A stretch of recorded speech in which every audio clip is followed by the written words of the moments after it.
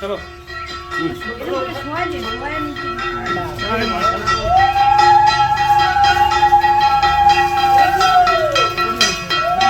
কি হইতেছে সরস্বতী মারে নিয়ে কই যাওয়া হইতেছে এইভাবে জানার লেগে কিন্তু পুরো ব্লগটা দেখতে থাকো।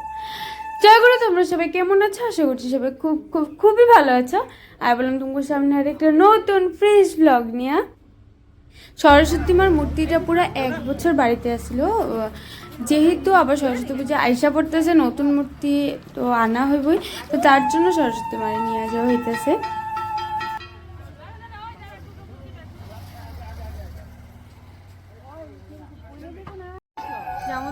তারপরে আমরা সবাই মিলে একটু ঘুরতে গেলাম, যেহেতু রবিবার আসছিল আমগো তেজপুরের জগন্নাথ মন্দিরে।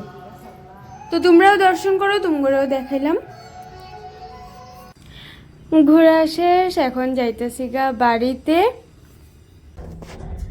আরে পুরা ব্লগটাই যখন দেখলা তাহলে লাইক দিতে কি হয়, অবশ্যই একটা লাইক দিয়ে দাও। বাই বাই, আজকের ব্লগটা এখানে শেষ করতেছি, দেখা হইব পরের ভিডিওতে।